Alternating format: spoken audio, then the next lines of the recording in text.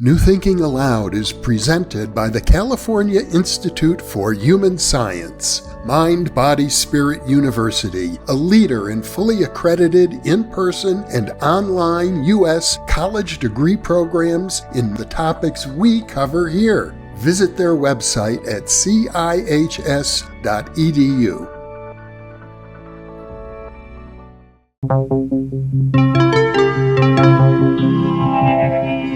Thinking Aloud.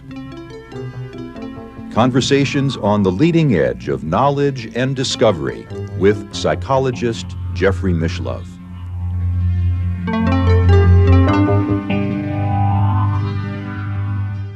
Hello and welcome. I'm Emmy Vadnais, co-host with Jeffrey Mishlove.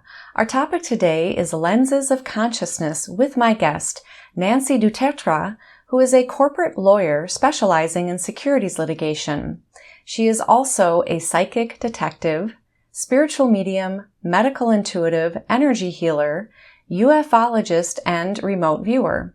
She is also certified in the Intuitive Gestalt Dialogue Method. Nancy is author of the books Psychic Intuition, Everything You Wanted to Ask But Were Afraid to Know, and How to Talk to an Alien. She is also author of the peer-reviewed scientific article, How Our Thinking Styles Affect What We Can Know About Consciousness, that was published in the Journal of Consciousness Exploration and Research, which we'll be discussing today. If you enjoy this program, please like, subscribe, press the bell icon, and share. Nancy is joining us from Bethel, Connecticut. Now I'll switch over to the internet video. Welcome, Nancy. It is a true joy to be with you on New Thinking Aloud today. Thank you. Thank you, Emmy, for having me on. I appreciate it. Today we're going to discuss your journal article that was just published in the Journal of Consciousness Exploration and Research, and it's about how thinking styles can impact what we know about consciousness. Why was it important for you to write this article? And also, you have shared with me that your thinking styles have changed over time. For, a good, well, I can't say half of my life because I don't know how the other half's going to go, but the first significant part of my life, I was raised in a very academic, intellectual, sort of unforgivingly intellectual family. And things that were what we call today sort of anomalous phenomena, be it psychic interactions, telepathy, ESP, and I won't even get into the broader range of other types of phenomena, but that stuff just didn't exist. So for me, it didn't exist because it didn't exist in my family. It was never discussed. It was never acknowledged. And it took me a long time to sort of follow a very different pathway. I started out the way I guess a lot of people do in a traditional type of profession. I ran businesses. I'm an attorney. I worked in a law firm. I did all that stuff, and I did a detour at a certain point because I wanted to understand how intuition worked, because I found that suddenly very fascinating. And the more I got into it, and I can certainly explain that if you want me to, but the more I realized it was not a topic that could be studied intellectually. It had to be experienced. And I had no intention of experiencing anything, but I was told by all of the various people who I was studying in those fields that I was going to have to do it. And I said, well, I can't do this stuff. I don't know how to do it. I'm not even sure I believe in it, but I'm just seeing what you guys do. Pretty soon I ended up training in this for, a few decades. And I began to realize that I wasn't half bad at it, which was another big shock. But I only finally acknowledged that to myself once I had feedback over and over and over and over and over again, because I was really resistant to the idea. That's why my moniker is the skeptical psychic. But I use the word skeptical in a good sense, not in the sense of a almost like a religious broad brush, eliminate anything that doesn't conform to what I believe, to a kind of an open-minded, but I want to keep checking things out. So that's how I sort of got to where I am. And then I have found myself being included for many years now, for reasons I still don't understand, into several groups of international scientists, particularly those working on consciousness and some other related sort of anomalous types of phenomena. And it's been very, very difficult to communicate my unique experiences to them. I've sort of wanted to give them a gift and say, hey, look, I have these experiences. It took me a long time to acquire them, but I'd like to give them to you because I know you guys have the capacity to study them and to research them and to experiment, which I don't. And they weren't picking up on it. In fact, they fought me tooth and nail every step, and rather dramatically. And I have hung in there. I think I've made some headway, certainly with several of them who are, I think, finally allowing themselves to become a little bit more public with some of their experiences.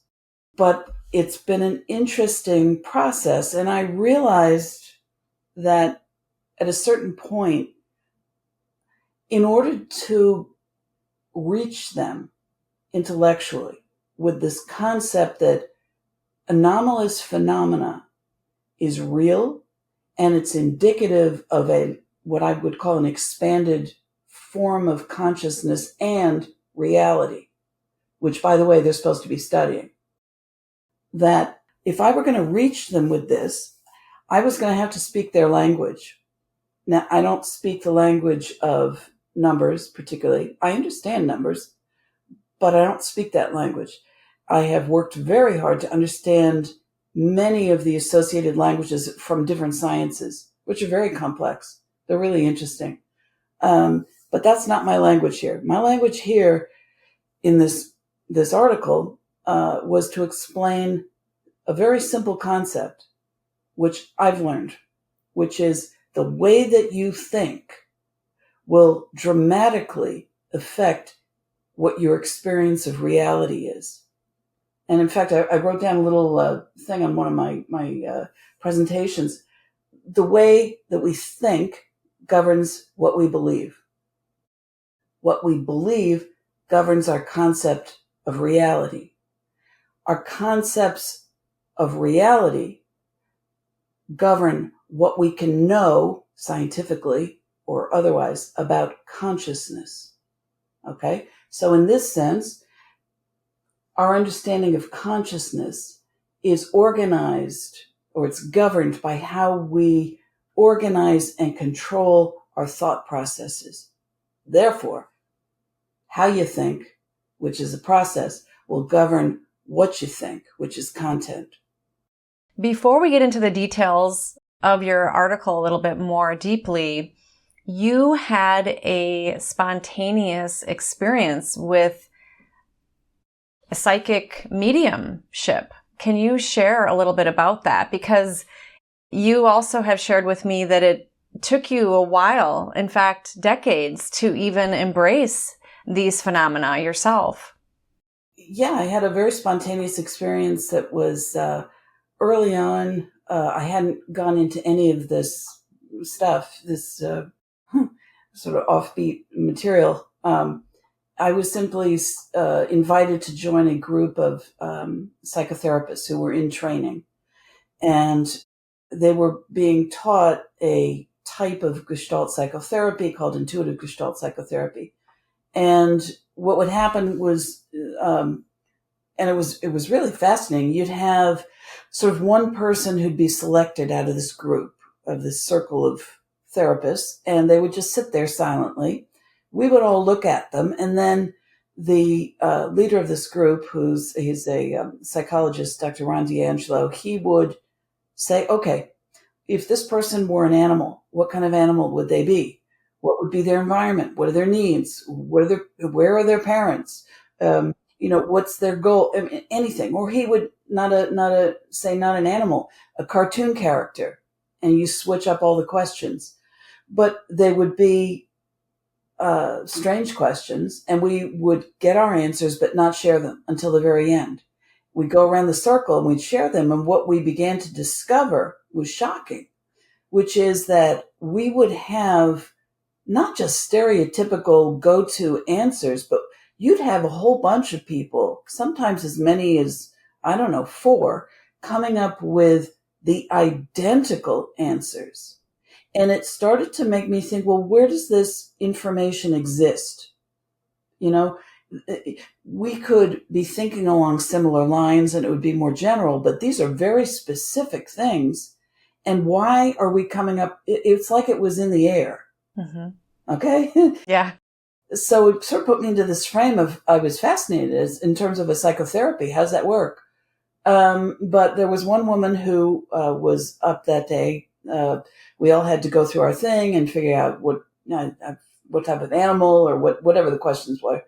At the end of it, we'd all said our piece, and Dr. D'Angelo said, "Okay, we'll see you in a couple of weeks or whenever." And I felt like on my left shoulder, I felt like I was being pushed like this, and I'm thinking, what the heck? And at that moment, there was, I can only say that something walked in between me and the person who was sitting on the stand being analyzed. We were maybe 3.5 feet apart, and something walked in between us. I could feel the cool breeze on my right forearm. I didn't know at the time, because I didn't study paranormal stuff or psychic stuff, that actually that's a very clear indicator of the presence of a spirit, is the temperatures will drop dramatically. And I know that now because that's happened to me many, many times since then, because I've gone on paranormal investigations around the country and outside the country. Anyway, the cool breeze walked between us and then stood to my left, facing directly in front of her, maybe another 4 feet in front of her. And at that point, and I didn't want to make a fool out of myself, but I'm getting this pushing, like, what? And I said, okay, fine. I raised my hand. I said, excuse me, Dr. D'Angelo, could I ask our client, or this, the client person, a question? I don't think it's up your alley, though. And he said, well, okay. And so I asked her, I said, and I felt like a fool. Do you know anybody named Marie, Maria, or Marie? Or Mary? And it was ridiculous to me. And she said no. And I said, oh, okay, well, forget it. I'm so sorry I asked. And she insisted. She said, no, why? And by the way, this is a woman, she had long black hair. She was of Indian origin, from India. The only thing that we knew about her was she'd had sort of a tragic family history. That's all we knew. So she says, why? I say, well, this Mary, Maria, or Marie, do you know somebody by that name who has the last name starting with letter S? And she thinks about it. She said, oh, well, I might have had a secretary many years ago. I said, no, that's not it. Forget it. I'm so sorry. And she insisted. And now I'm really trapped, because now I'm exposing my ridiculousness in front of a group of very serious psychotherapists, and I'm the only non-therapist in there. And it was hideously embarrassing. And personally, I hate making a fool out of myself. I like to back up everything that I'm saying. And in fact, people who know me generally know that I don't say things at all. I keep silent unless I feel I have something worthwhile and that is fully, can be backed up. And I was way out in the limb. And I said, okay, look, I'm really sorry, but there's somebody, I guess it's a spirit, who's walked in here, and she's looking at you right now over here. And Her name is either Mary Marie, Maria, last name starting with the letter S. And I'm thinking to myself, Nancy, you idiot.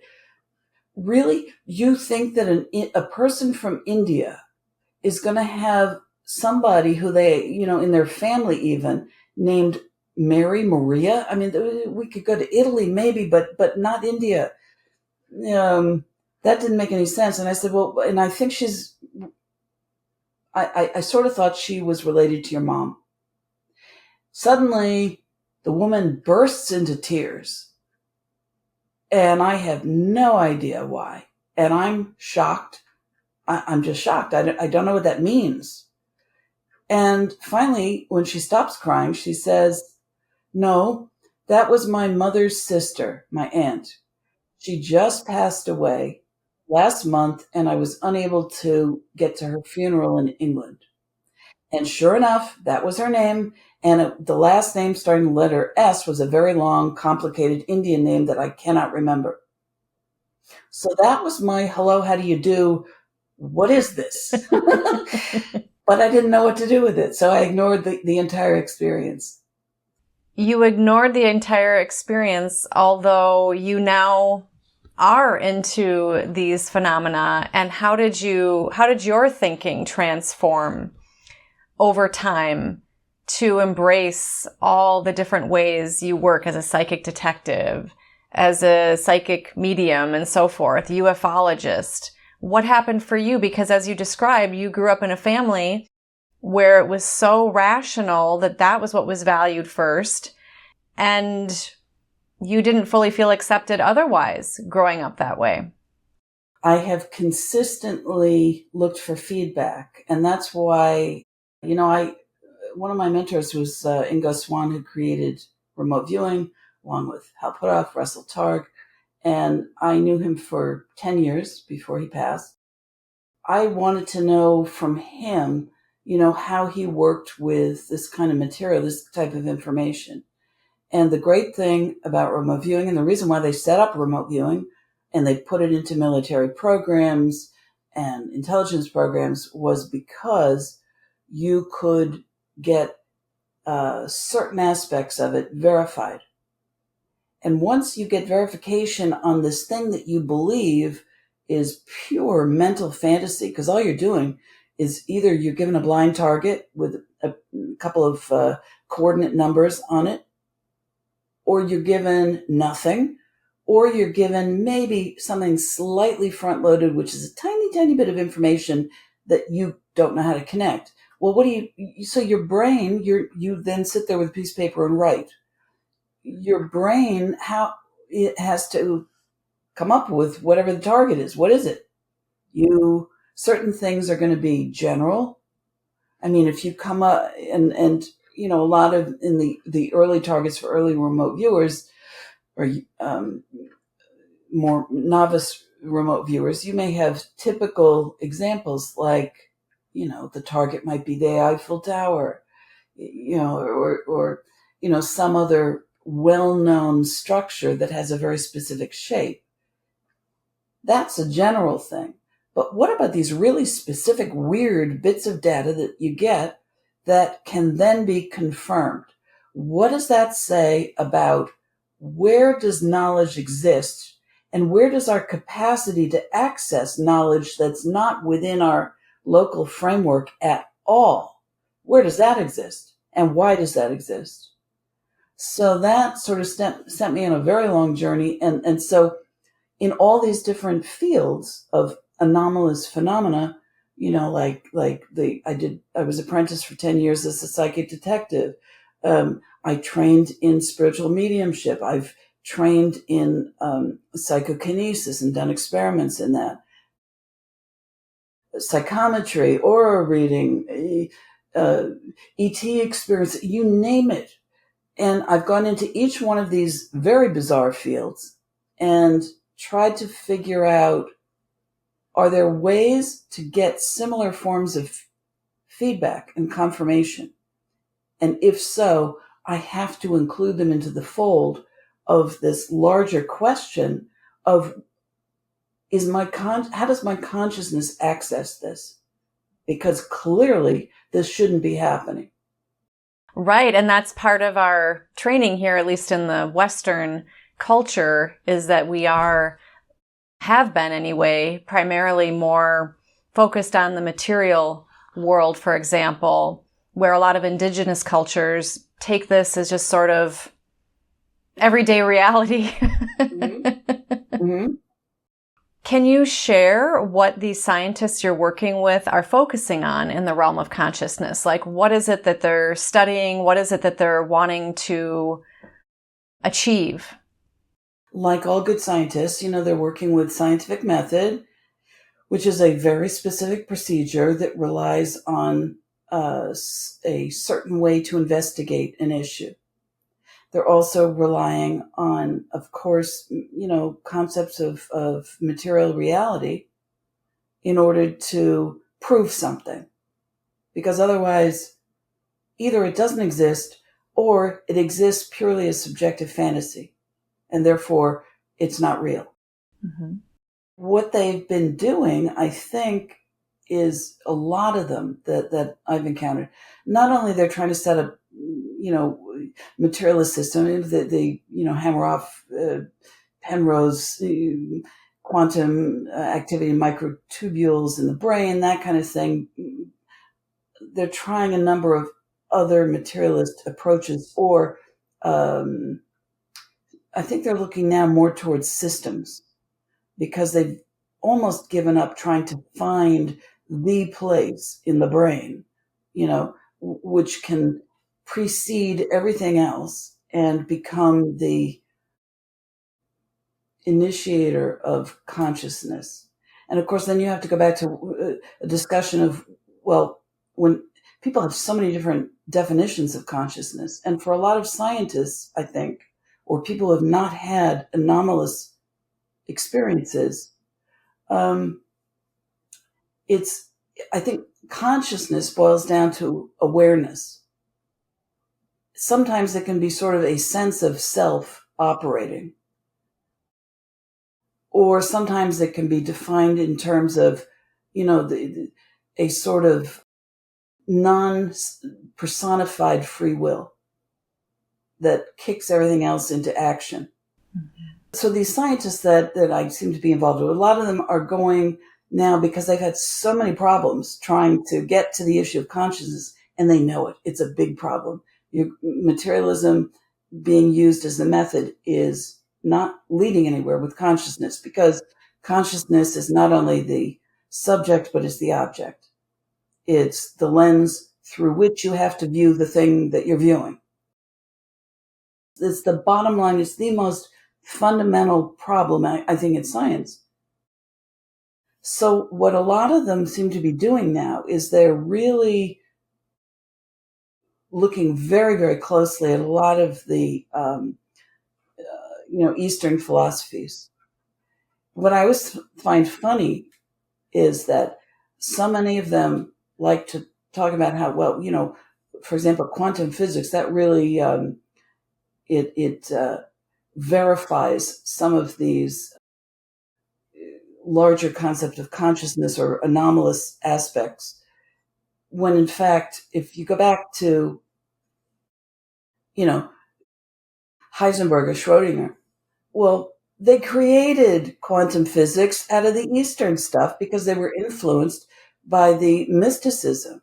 So I think it's funny that it's sort of like a very slow rediscovery for a lot of people. So they're switching some of their approaches to try and understand, but they're still demanding some form of scientific confirmations of all of these anomalous phenomena, because they don't believe them, number one, and they don't fall into their system of analysis, number two, which means, number three, no, they don't really exist yet. Right. And many say that consciousness is fundamental and that what we perceive as a physical reality manifests out of that. Why are these scientists so interested in studying consciousness in the first place? That's the final frontier. That's the final frontier. And by the way, I think that what's going on in terms of our future in terms of exploring the cosmos, in terms of exploring non-human entities, and exploring what will also be, and non-human entities, by the way, I think is also going to be including AI that's built by AI, so that it'll be far beyond anything that we are connected with as humans. So we're dealing with all of these issues which do involve consciousness, and they involve something beyond the simple mechanics of matter. Let's get into your paper a little bit, which you shared with me really was birthed out of a presentation you had given to these scientists. Right. Which I did. I've been doing this for a long, long, long time. And getting people to a place where they can even hear what I'm saying has been exceptionally difficult. And they don't have the ability because they don't believe it's part of a reality. So really, they're never going to figure out what consciousness is because they've already predetermined what reality is. So my job, I figured, if I have a job, is to explain to particularly scientists. And by the way, my father was a medical scientist. He was very well published. He was internationally known. My job is to explain to scientists how the way that they're thinking about everything, not just, science or non-science or whatever, the way that they think will absolutely determine the scope of the content of their thoughts. So if your content is limited, that's your reality. And you say, well, of course, all this other crazy stuff doesn't exist. It's not in my reality. Well, I'm here to say you got to go back a few steps. Think about how you think. So this article that I wrote, and the topic of it is how your style of thinking can affect what you know about consciousness. And so I'm trying to get people to back up so that they actually, you know what it is? It's like the difference between deciding that, reality and content is what it is based on the software of your computer. But you never look at the hard drive to determine what software your hard drive allows to operate. So you got to go that far back and look at your own thinking process with that degree of objectivity. And what I think is hilarious is that that's the one place where scientists have no objectivity. They really don't. Yeah. People's biases can really run deeply. Yes. And one of the things that I've tried to explain is that if you take thinking and you draw it back far enough, okay, you wonder, okay, so you're left with intention. You have an intention to take an action or an intention to think about a particular thing or process or thought. So the question is always, and they actually have figured out where the location of intention is for physical movements in the body. But they have not figured out where intention is located, as far as I know, to thinking thoughts or thoughts that activate other things.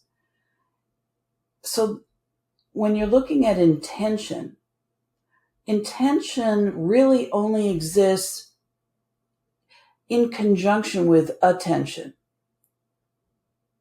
So you got to ask yourself, what is grabbing your attention to drive your intention?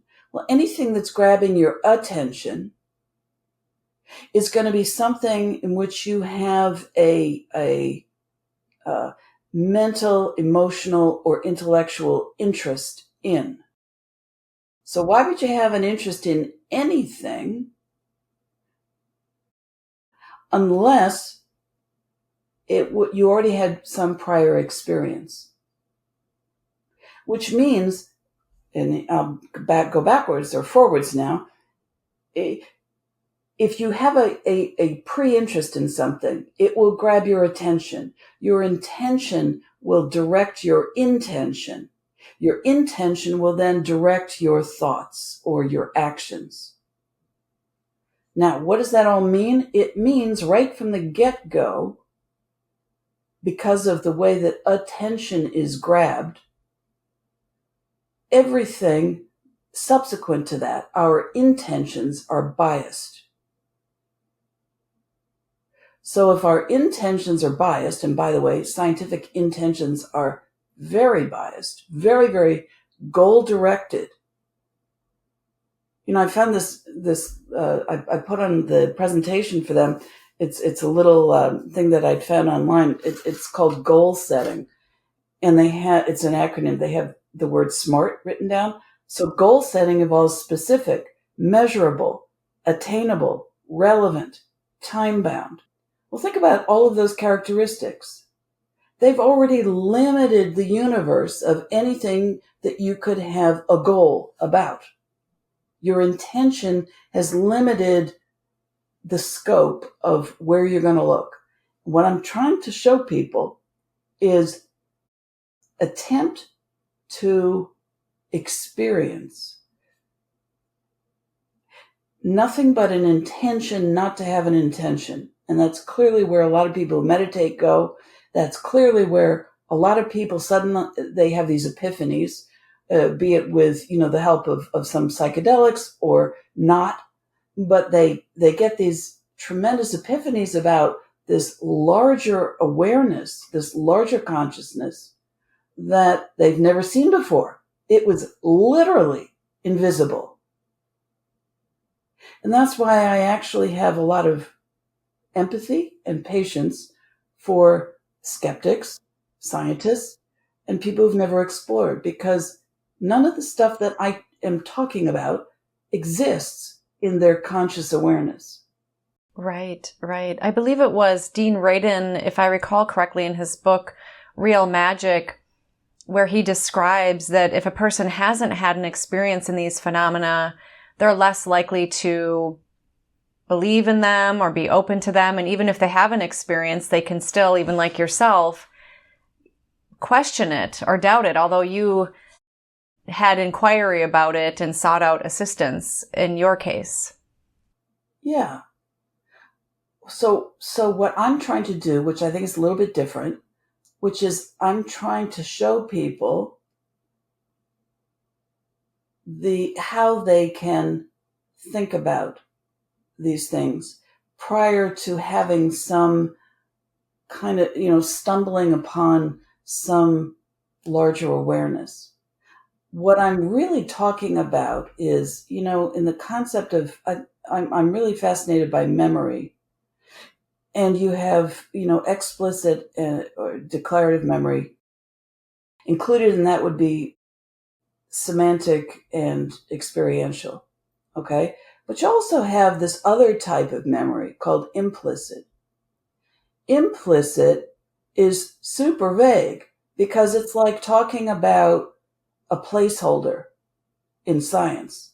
You're talking about something that we think is there. We sort of see the outer boundaries of it. We have no concept of what's inside. What's the content? All we know is that implicit memories would be things like we remember how to ride a bike or something like that. Or, in other words, it describes a learning process usually that goes on with us having zero awareness of it. And that's the bulk of where I think a lot of this anomalous phenomena awareness exists within all of us. But most people cannot access it. You describe in your paper models of 3 styles of intentional thinking and thinkers. Could you enlighten us on those 3 categories? The model that I created for people to understand how people think was I created 3 types of thinking styles, and then another 3 types of people who utilize thinking styles. And each one of those 3 types of people uses a different pair of those thinking styles. So nobody is limited to just one way of thinking. Some people will tilt more one way or the other, but they're using 2 methods. So first method of thinking is pretty easy. It's called cognitive literal. It just means literal thinking. It's very, very explicit. It's very goal directed. It utilizes the highest level of intentional thinking. You intend to have a thought. I intend to think about, what I'm going to do when I get up this morning, and what I'm going to eat for breakfast, and where am I going to sit? I mean, I'm in control. Would you kind of equate that to also being more linear, rational, or logical, that level? Absolutely. It is very linear. And that's what I've discovered doing my kind of work, because I always was a linear thinker. And the great thing about linear thinking is that you can reverse engineer it, like logic. And you can then, if somebody doesn't get what you're talking about, you can go back several steps and explain to them how you got there. That does not exist with other types of thinking. And I do believe, and I've written about this in my book, Psychic Intuition, that's very much connected to the fact that almost all of us at a very, very young age start learning language. And language is linear. It has a syntax which is logical, and we all and it's coded. We all understand it. And you can reverse engineer it. And interestingly, it takes a lot of time to get from the beginning of my sentence over here until I finish everything I'm talking about, and now I arrive here. That took how many seconds? It took time, which is very different from the other styles of thinking. Okay, so that's the cognitive literal. The next one is the cognitive comparative. So this is a type of thinking where, I grew up at a young age. I was writing poetry. I think one of the first poems I wrote actually was, it was in French when I was about 8 or 9 years old. And I love poetry.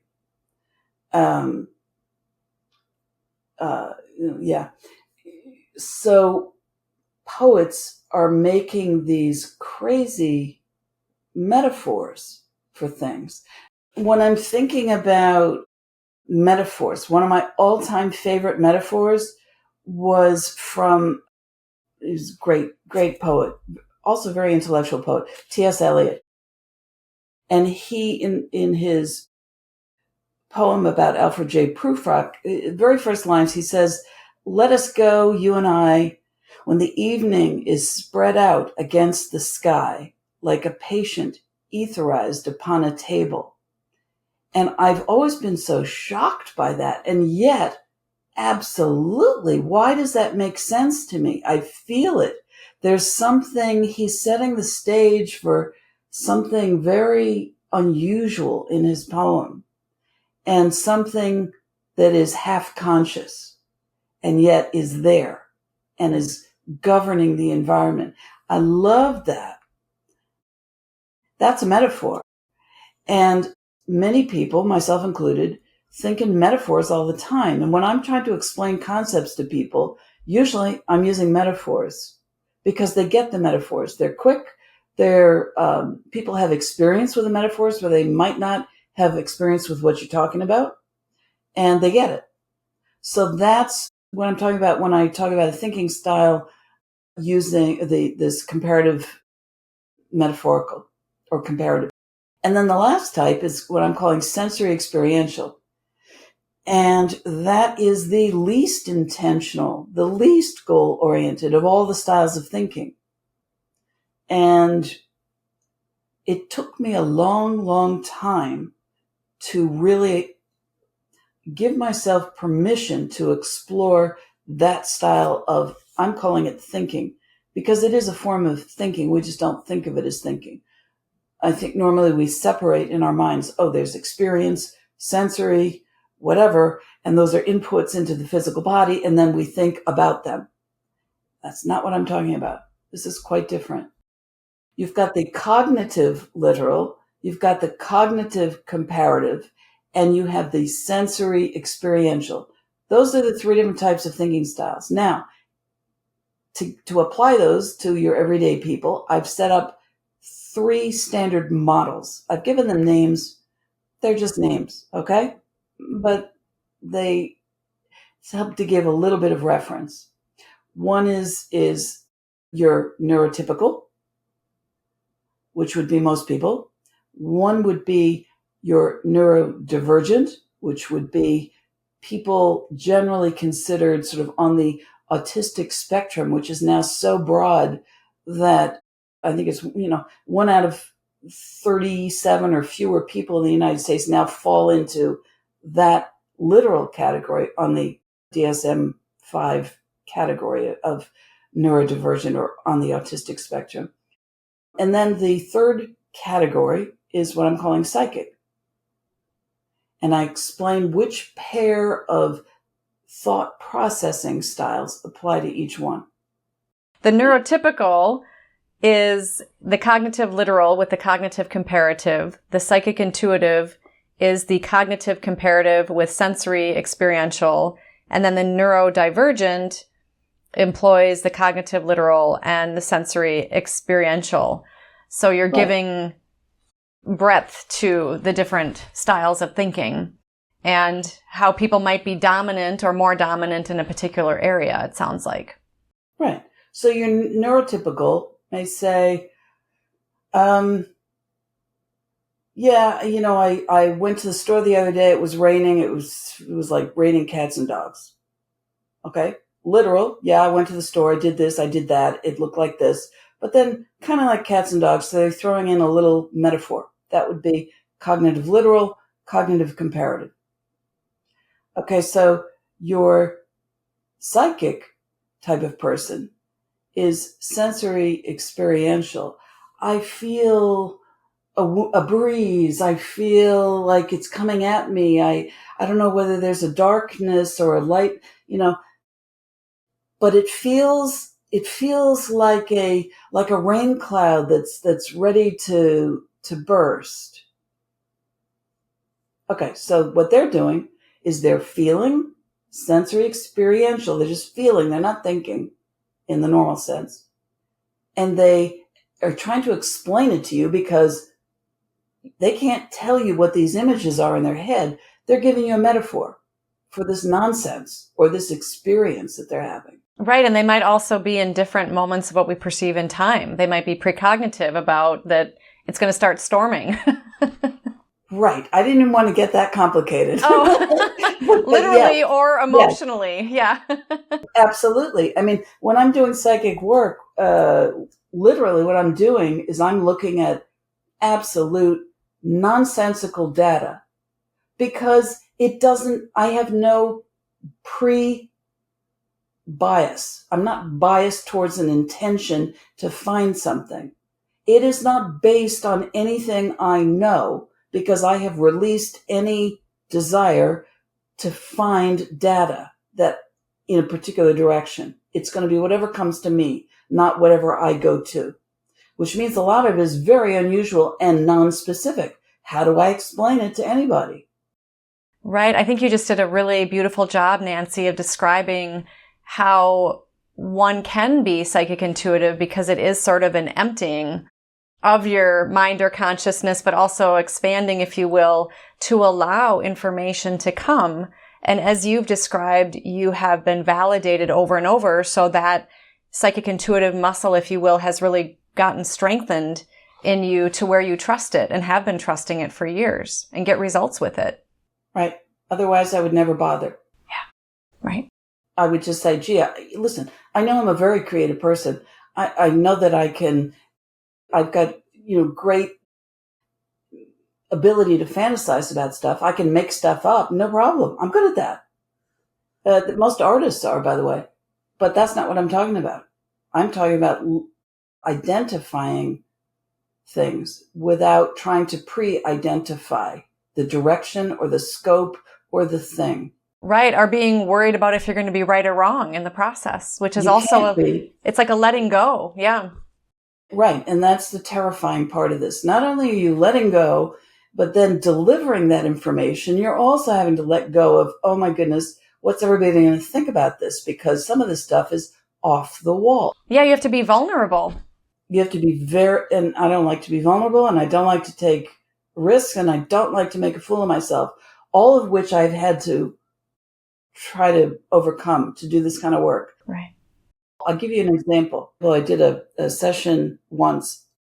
What I do is if I have enough time in my face-to-face people, I'll try to remote view something, in the 3 minutes I have before they walk in. And all I know about them is I'm given a name, and I don't know these people. And what I had scribbled down on my little notebook was something I didn't understand. I wrote down Formula One. I said, Formula One? I don't even know what that is. I think it's related to racing, but I'm not a race fan. I have no clue. And then so I tried to interpret it in a way that maybe would make it make sense, but I don't know, because I don't know who this person is. And so I said, well, maybe you're highly energized, you're driven to get places quickly, or who knows. That's the metaphorical, okay, cognitive, comparative. Mm-hmm. Anyway, so the client comes in, and is a woman, which I knew from the name. And I say, look, I'm really embarrassed to tell you this. I don't know what to make of this, and it seems a little foolish to me compared to everything else that we were working on, because we were working on an issue of her romantic life. And so I read it, and she, like that, matter-of-factly, oh yeah, my love interest, yeah, he's a Formula One kind of guy. Yes, I used to work for NASCAR. Yes, I used to race cars. And yes, I am a self-proclaimed adrenaline junkie. I said, what? I've never written that before in my life, in all of the sessions I've ever done, which is pretty consistent with people think, you can say the same thing over and over to all different types of people. And, everybody will say, yeah, that's true. I don't do that. These are very specific things that do not get repeated. Right. How does that happen? What is that? Yeah.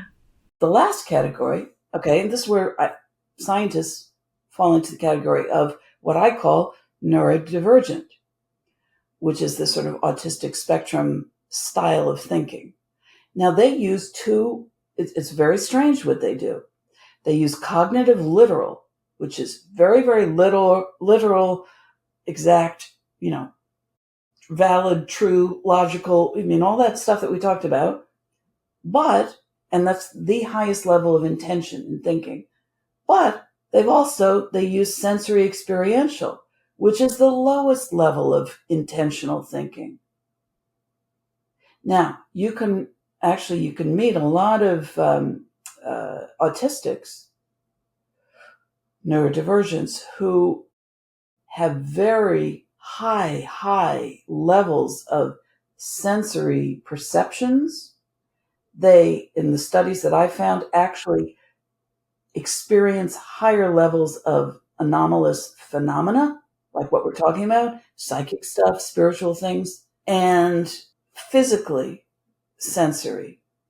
And they understand the world through those lenses, which is very unusual. So why is it you have, and they've done studies, this was Simon Baron-Cohen, the head of the Autism Research Institute at Cambridge University, who basically has come up with several studies showing that the STEM groups, scientists and technologists and mathematicians, engineers, they have a higher proportion of neurodivergence in those fields, and more neurodivergents tend to gravitate to those fields. Mm. So if that's the case, what has happened to clearly they utilize their cognitive literal, almost to an extreme. So what's happened to their sensory knowledge? And I think what's happened to a lot of them is that, and I'm including a lot of scientists in this group, they really rely on history. That's very important. Past knowledge, facts, data, patterns, that kind of thing. That's very important so that they can build a case for whatever they're trying to build a case for. But I think that they suppress their sensory knowledge, their spiritual knowledge, their anomalous experience knowledge, because it's too terrifying on many different levels for them. And professionally, obviously. But they've also done studies showing that neurodivergents are actually frightened by their anomalous experiences, pretty much because they already have a problem figuring out, well, what's real, what's acceptable in society. If they're stimming and flapping and doing their whatever they're doing, and it's not acceptable, they're saying, no, don't do that, don't do that. They're already hypersensitive. So I think there's a level of suppression of all of that. It would be very nice if scientists would open up a bit more to what I believe are their sensory experiential style of thinking. So you're not suggesting that one style is better over the other. You're just offering a lens of which to look through consciousness, if you will, to help people understand themselves, perhaps, and maybe so that they can be open to other realms of consciousness? Yeah, I mean, that's the whole point. I really want scientists to figure out what consciousness is. I don't want them to go on in this ridiculous, circular battle that they've been in now forever. I know that I have something to offer them regarding the nature of consciousness, which many of them don't have, and they cannot be interested in if they're still in their circular battle. So this is a way to help people understand if they want to get to understanding consciousness. And I'm not saying I have the answer. I don't. What I do have the answer to is a certain degree of expanded consciousness beyond the ordinary that I know exists. And I verified it a million different ways. I know it exists. I'm trying to get people to a point where they can alter their style of thinking so that they can experience that themselves. Then they'll get it. And how do you suggest they alter their style of thinking, since it can be so deeply embedded in our neural connections and our upbringing, our environments, everything we've experienced impacts how we think and how we feel and what we believe to be true and so forth? There's only so much a person can do.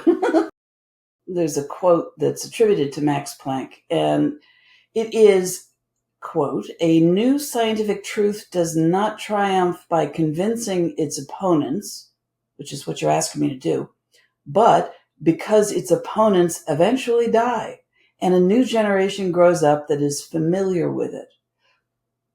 So I don't know that there's too much more that I can do in the way of convincing anybody other than putting the data out there and attempting to show people what their hard drive looks like.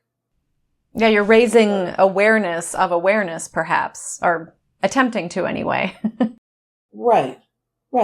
And then really, it's if people get familiar with that as a concept, which I think people are certainly more open to all different types of anomalous phenomena today than they were, even a few decades ago.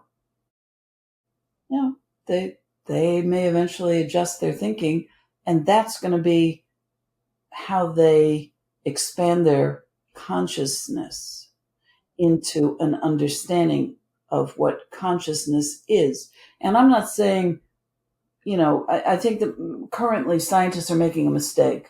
They're trying to figure out, well, what is consciousness? Okay,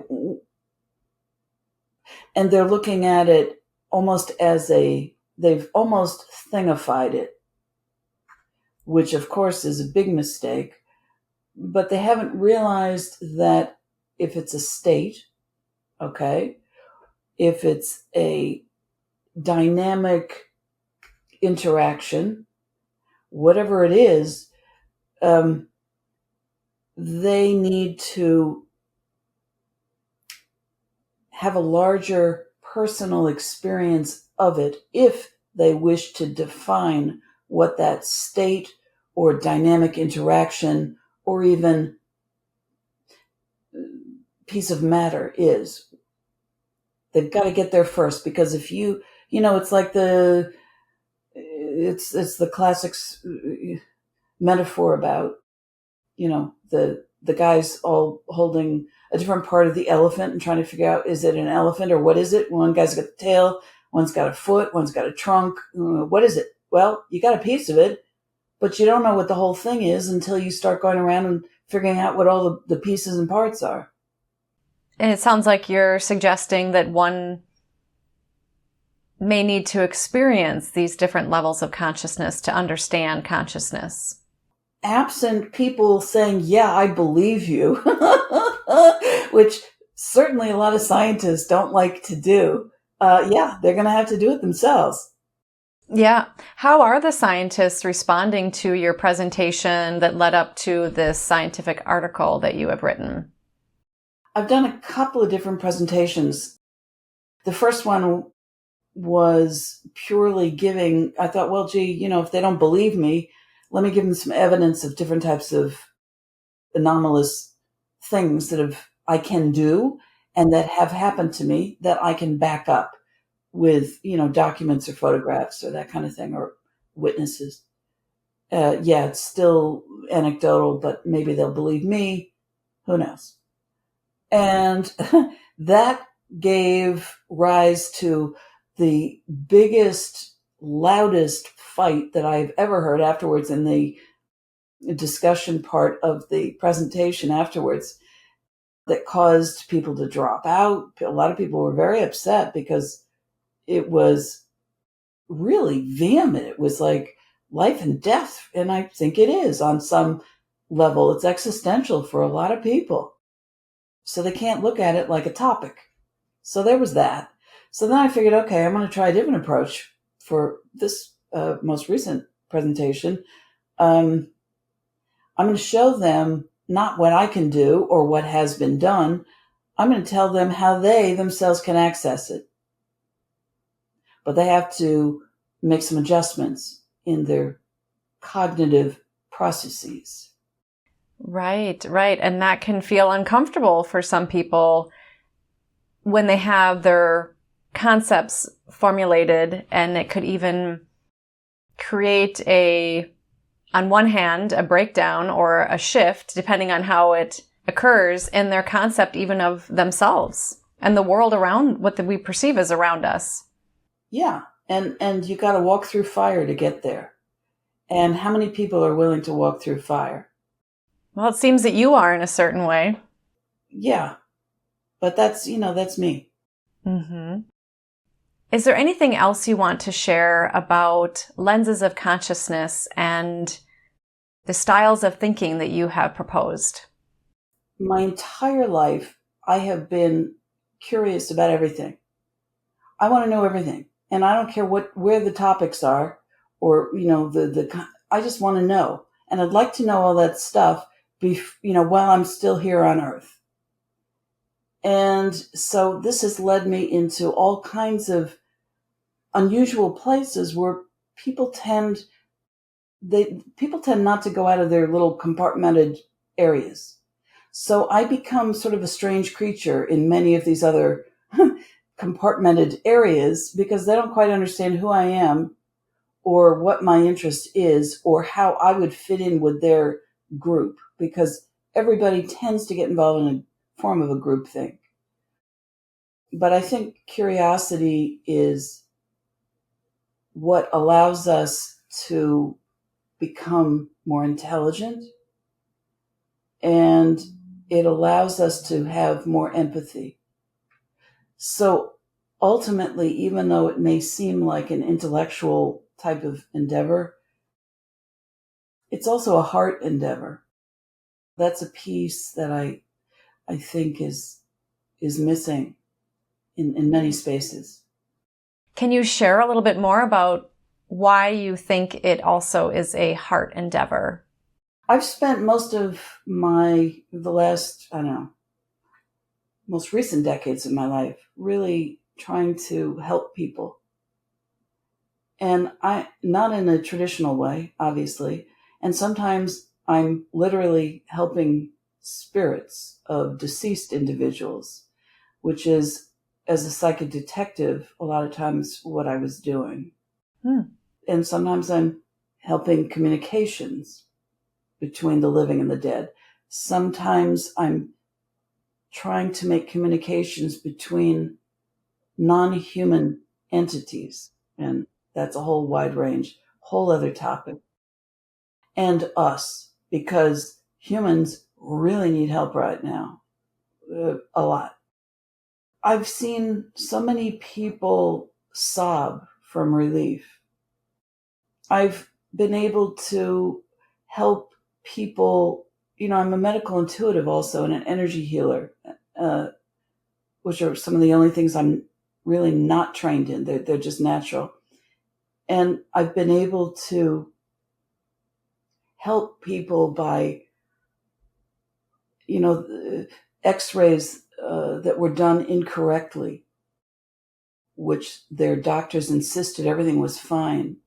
And I could see where it was not fine. And my clients would then go and argue with their doctors until finally doctors would agree to do more x-rays. And I was able to help people for example, with problem pregnancies that nobody could figure out why it was a problem in the medical world. I've spoken with people who went all through Europe and tried to meet with, 10 different doctors who couldn't solve a problem. There are ways that when you're doing this kind of work, as unlikely as it may seem, there are ways of touching people psychologically, medically, helping them with their professions, making sure they're on right tracks. When you do this kind of work, it's all about, if you understand the interconnectedness concept of consciousness and the universe, then you understand that you have the capacity to help anybody and everybody, literally. But you got to do it in a particular way. You can't do it in our standard way. You can help some of the people some of the time. Nancy du Tertre, thank you so much for all that you shared today. I just want to remind everybody that the title of the article is How Our Thinking Styles Affect What We Can Know About Consciousness, that was published in the peer-reviewed scientific Journal of Consciousness Exploration and Research. Thank you so much for being with me today, Nancy. I've thoroughly enjoyed our conversation. Thank you so much, Emmy. I appreciate you having me on. Absolutely. And for those of you watching or listening, thank you for being with us, because you are the reason that we are here.